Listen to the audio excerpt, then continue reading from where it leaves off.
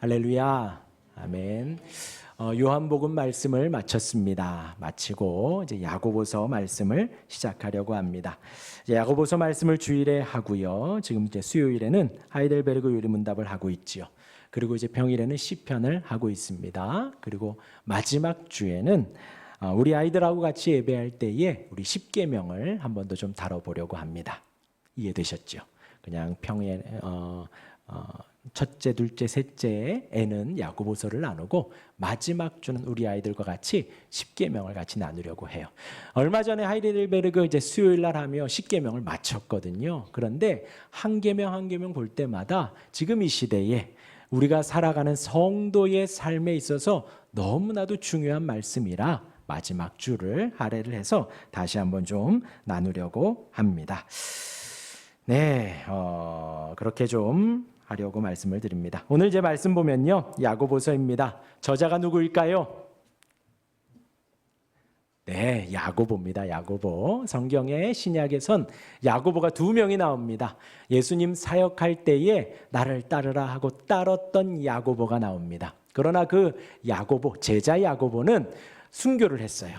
순교를 하고 지금 이 야고보서를 쓴 야고보는 예수님의 형제 야고보입니다. 그러니까 예수님 동생쯤으로 예수님이 죽으시고 부활하시고 그 어간에 회심하고 죽게 돌아와 바울의 가르침 또 성경의 이야기를 보고 지금 이 야고보서를 적은 것입니다.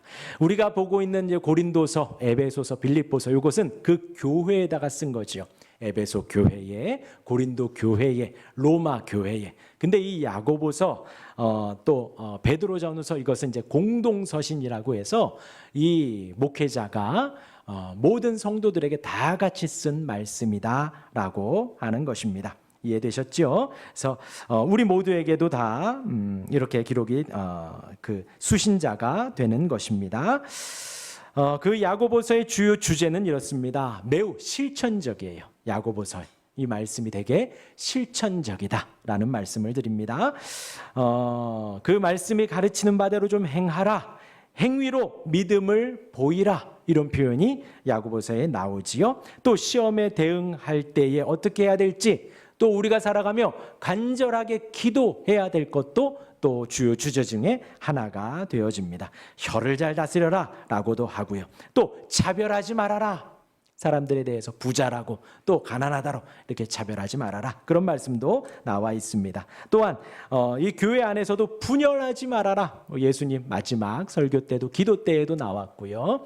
고린도 서에도 바울도 강요를 하고 있습니다. 너희 안에 분열하지 말라는 거예요. 이렇게 파당짓지 말고 분열이 아닌 무엇을 쫓아야 돼요? 화평을 쫓아야 돼요.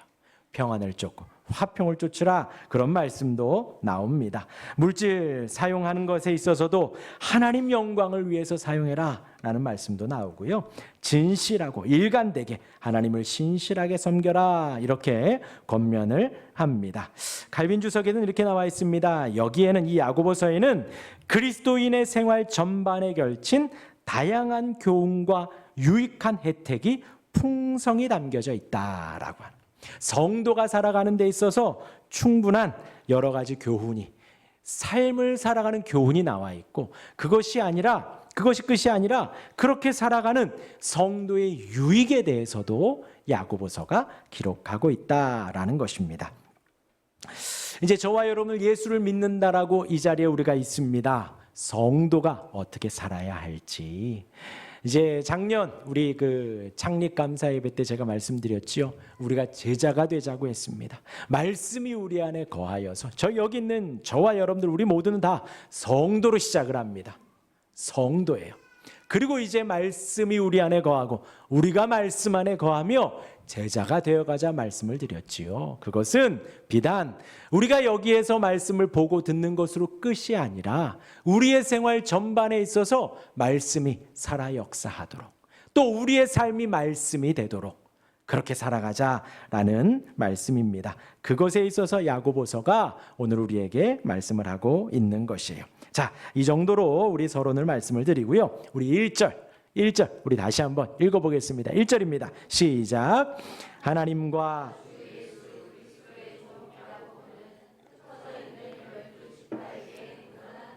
네, 인사를 하고 있지요. 자신을 소개하고 있습니다. 야고보를 어떻게 소개하고 있지요?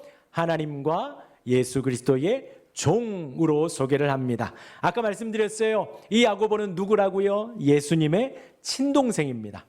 그런데 그렇게 소개를 하지 않았어요.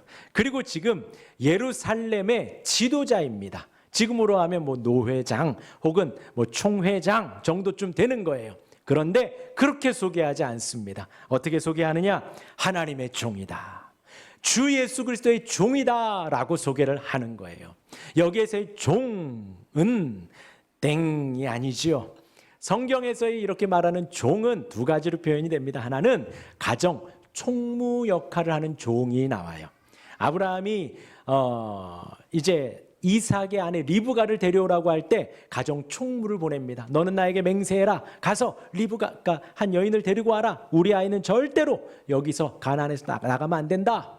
라고 하면서 보낸 종이 가정 총무격에, 이제 보통 영화에서 보면 주인이 있고 좀 이렇게 번듯하게 입고 주인 옆에서 이렇게 가정을 돌보는 역할하는 사람이 있지요. 성경에서 종이라는 표현을 할 때에는 그런 종도 나옵니다. 그런데 지금 여기에서 야고보가 쓴 종은 그런 종이 아니에요. 우리가 아는 노예입니다. 노예는 자기의 의견이 없어요. 발언권이 없어요. 그냥 주인이 시키면 시키는 대로 하는 사람. 좋아요, 나빠요? 너 누구의 노예지? 라고 하면 좋아요, 나빠요? 예, 기분 나빠요. 그런데 지금 이 야고보가 나는 하나님의 노예입니다. 나는 예수님의 노예입니다 하고 고백을 하는 거예요. 예수님이 말씀하시면 나의 의견을 제시하지 않고 순종하는 노예입니다.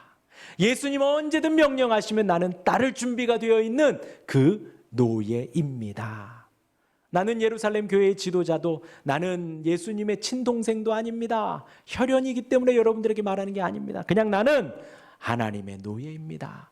예수님의 노예입니다 하고 아주 당당하게 담대하게 그 글을 쓰고 시작하고 있는 것이에요. 저와 여러분들 어떠한가요? 우리가 누구를 만나서 이야기하고 악수하고 소개를 할 때에 나는 누구라고 소개하나요? 뭐 그렇죠. 물질의 노예이기도 하고 누구 밑에서 일하는 어느 회사에서 일하는 어디에서 뭐 누구 부장님 밑에서 일하는 이렇게 표현하기도 합니다. 사회적으로 만나면. 그러나 저와 여러분들 우리는 이 야고보의 표현대로 예수님의 종이 되기를 원합니다. 예수님의 노예가 되기를 원합니다. 하나님 말씀하시면 언제든 순종할 준비가 되는, 밤이고 낮이고 뛰어나가 주님의 말씀을 수행할 수 있는 노예로 담대하게 당당하게 자랑스럽게 명예롭게 선언할 수 있는 우리 모두가 될 수 있기를 간절히 바랍니다. 야고보가 그렇게 서신을 시작을 합니다. 하나님과 예수 그리스도의 종 야고보는 흩어져 있는 12지파, 물론 지금은 이 지파가 없습니다. 아브라함의 아들 이삭, 이삭의 아들 야곱, 그 야곱이 네 여인과 함께 12아들을 낳았습니다. 그 12아들이 12지파가 되었죠. 그리고 그 12지파가 이스라엘이라는 이름으로 명해집니다. 선민 이스라엘, 그렇죠. 그리고 지금은 그 이스라엘이 의미가 없어요. 무엇이에요? 영적 이스라엘을 말을 합니다. 그 이스라엘 백성들이 기도할 때 늘 그렇게 기도해요. 아브라함의 하나님, 이삭의 하나님, 야곱의 하나님. 저와 여러분들은 어떠한가요? 우리는 우리 주 예수 그리스도의 아버지 하나님 하고 기도합니다. 그러나 그렇게 기도도 하지만 여러분 기도할 때 아브라함의 하나님께 우리도 기도하는 거예요. 아브라함을 택하신 하나님께, 그리고 이삭을 인도하신 하나님께, 그리고 야곱을 참아내시고 인내하시고 야곱을 통해 그 하나님의 언약을 이어가신 그 하나님께 우리가 동일하게 기도하는 것입니다. 야고보가 그 마음에 선언을 하는 거예요. 흩어져 있는 12지파, 영적 이스라엘에게 지금 내가 편지를 쓴다라고 합니다. 왜 흩어져 있을까요? 왜 흩어져 있을까요? 지금 예수님의 이름 때문에 박해와 핍박을 받고 있어요. 예배하면 사람들이 쳐들어와요. 잡아가요. 예수를 믿겠다라고 하면, 교회를 다닌다라고 하면 잡혀갑니다. 목숨의 위협을 받고 사업을 하고 있으면 사업에 큰 지장이 생깁니다. 회사 다니는데도 힘든 일들이 생겨요. 그러니 사람들이 거기에서 흩어지는 거예요. 여기저기로. 그렇게 흩어지면 끝인 줄 알았는데 그렇게 흩어져서 그 사람들이 또 그곳에 교회를 세우더라는 거죠. 또 그곳에 많은 그리스도인들이 모이더라는 것입니다. 그렇게 흩어져 있는 12지파에게 지금 야고보가 편지를 씁니다. 우리 2절 같이 읽겠습니다. 2절 시작. 내 형제들아, 너희가 여러 가지 시험을 당하거든 온전히 기쁘게 여기라. 예, 그 흩어져 있는 그들에게 지금 야고보가 뭐라고 하냐? 내 형제들아, 내 형제들아. 지금으로 말하면 내가 너 오빠고 형이고 어머니고 아버지고 예수를 따르는 모든 자들이 형제요 자매요 모친이라. 지금 멀리 떨어져서 신앙생활 하지만 내 형제요 하는 거예요. 힘겹게 신앙생활하고 있지만 내 형제요 하고 친근하게 그들을 부르고 있습니다. 그리고 너희가 여러 가지 시험을 당하고 있지 하는 거예요. 이미 고향을 떠난 것 자체가 시험의 시작이지요. 거기에서 지금 이방인으로 살아갑니다. 거기에서 외인으로 살아가고 있어요. 그 자체가 시험일 겁니다. 제가 20살 때 군대 가기 전이었던 걸로 기억해요. 중국에 비전 트립을 갔는데 선교사님들이 계세요. 거기에서 음식이 다르고 그 언어가 다르고 약간 중국의 외곽으로 들어가면 영어를 한마디도 못 하더라고요. 조금 도심으로 와야지 헬로 뭐 하와이유 뭐 이거 뭐 배터리 제가 사러 앞에 마트에 갔었는데 배터리 이렇게 인사라도 하지요. 조금 안쪽으로 들어가니까 영어 자체가 전혀 되지 않아요. 근데 선교사님들이 그 선교지에서 그렇게 살아가시잖아요. 언어가 되지 않고 문화가 다르고 모든 것이 다른 그곳에서 살아가잖아요. 그러니까 사는 것 자체가 고난이고 힘겨움이더라고요. 이들이 지금 그러고 있는 거예요. 예수님의 이름 때문에 흩어져서 살아가고 있는 거죠. 시련 속에 살아갑니다. 그들이 붙드는 게 무엇일까요? 거기에 사는 이유가 뭐예요? 거기에 살면서 힘겨움을 견디는 이유가 무엇입니까? 예수님의 이름 때문이에요.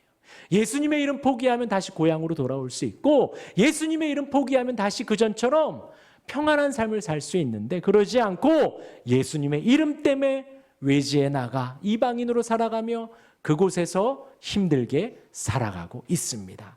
너희가 시험을 당하거든 기쁘게 여기라. 예수님 때문에 너희가 그렇게 살아가고 있으니 기쁨으로 살아가라 하는 거예요.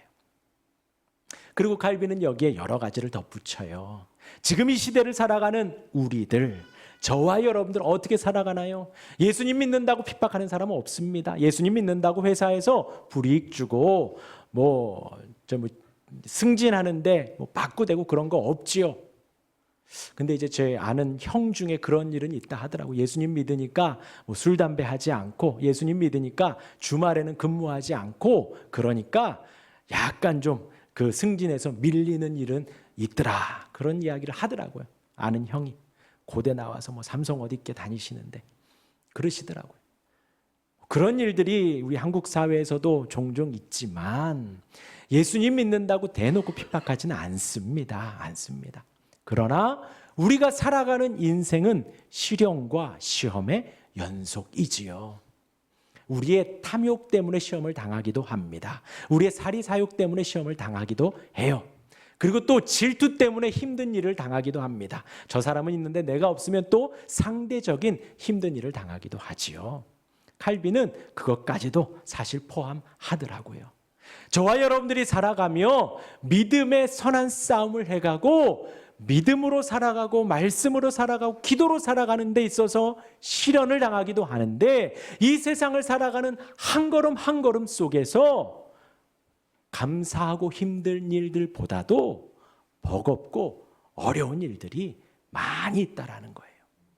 그런데 어찌 되었건 믿음의 일이건 탐욕의 일이건 어떤 일이건 우리 마음 안에 절망과 시련과 힘듦과 버거움이 있을 때 야고보는 뭐라고요? 기쁘게 여기라. 기쁘게 여기라. 여기에서 여기다라는 것이 간직하다라는 뜻이래요. 그러니 무슨 말이냐?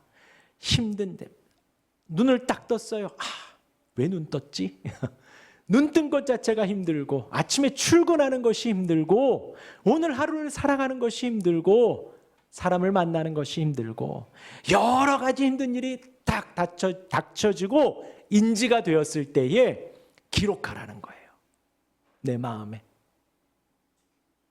이러한 힘든 일 속에 내가 감사하리라. 내가 기뻐하리라. 내가 하나님 앞에 감사하고 고마워하고 그러하리라 라고 기록하라는 거예요.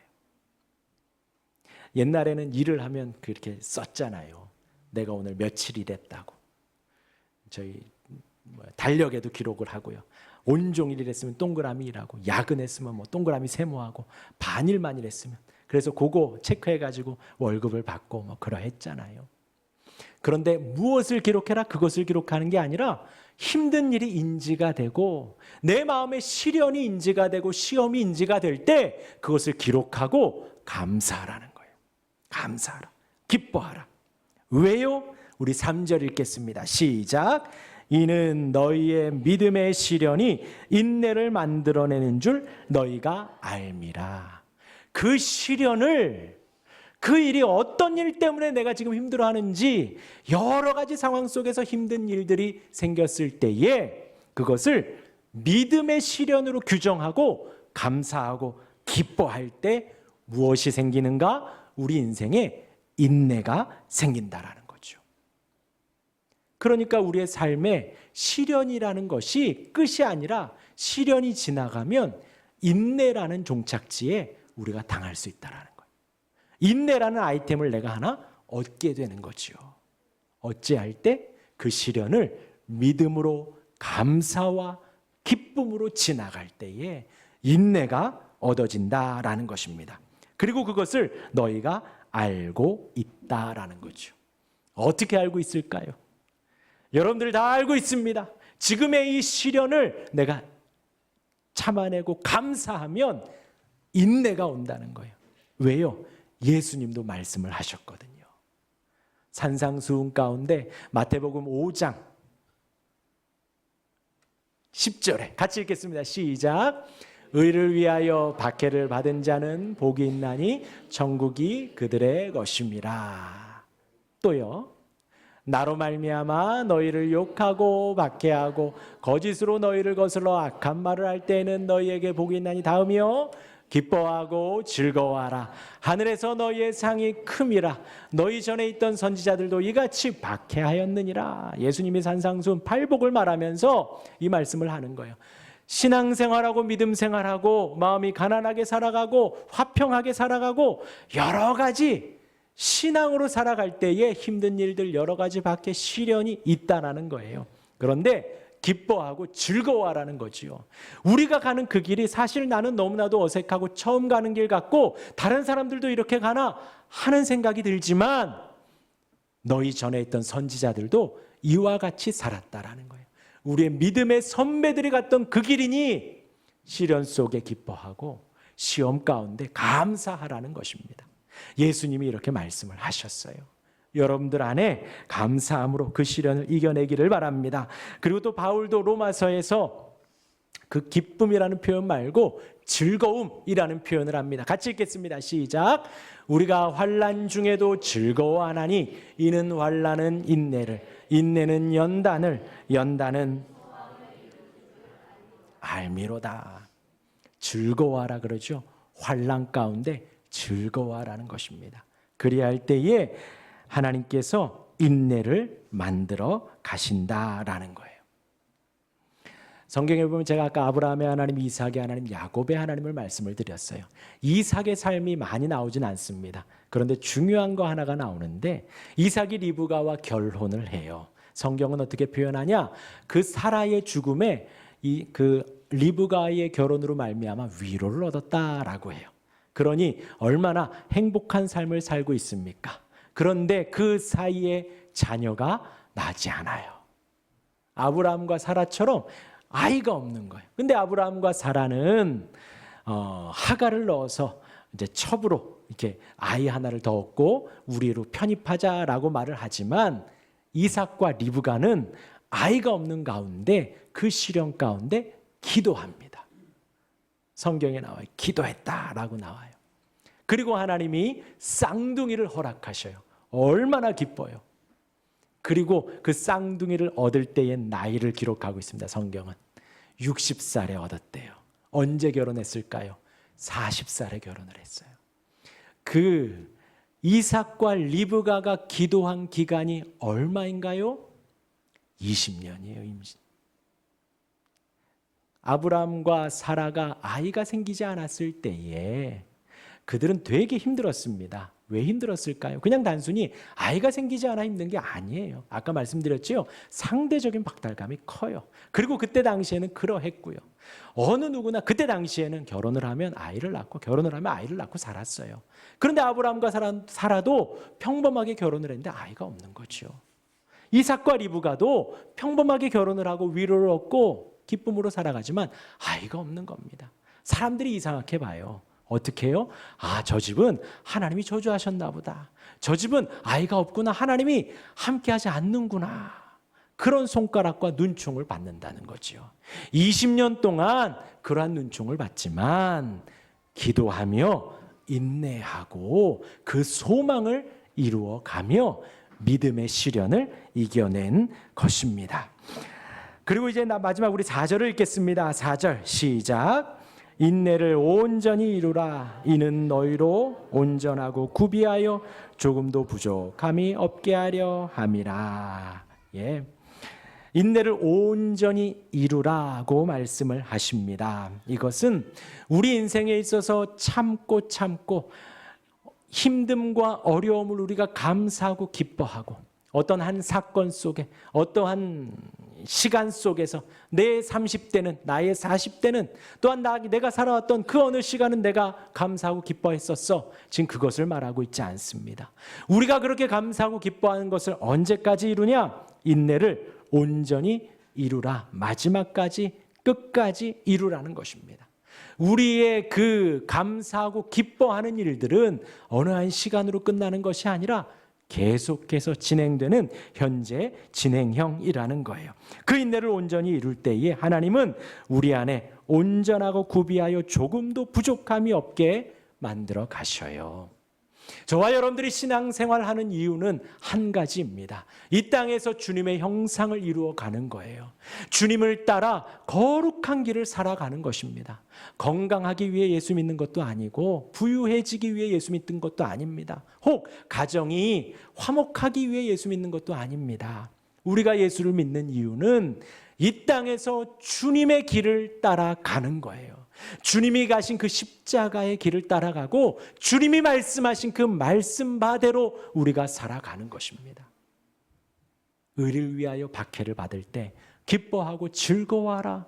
그 말씀 순종하며 우리가 살아가는 거지요. 그리할 때에 우리가 온전하여지고 준비되어지고 부족함이 없게. 무엇에 부족함이 없을까요?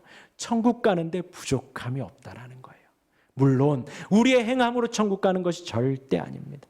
우리가 천국 가는 기준은 오직 예수 그리스도예요. 예수님의 이름이 우리를 용서해 주시고 예수님의 이름이 우리를 그 천국 본향으로 이끌어 가십니다. 그리고 그 예수님의 이름이 우리 안에 있어 감사와 기쁨을 허락하신다는 거예요. 그 예수님의 이름이 우리 안에 있어 인내를 이루어 가시고 온전히 이끌어 가시는 거예요. 우리의 삶이 바뀌어 가고 변화되어 갑니다. 그것을 우리는 성화라고 하지요. 성화라.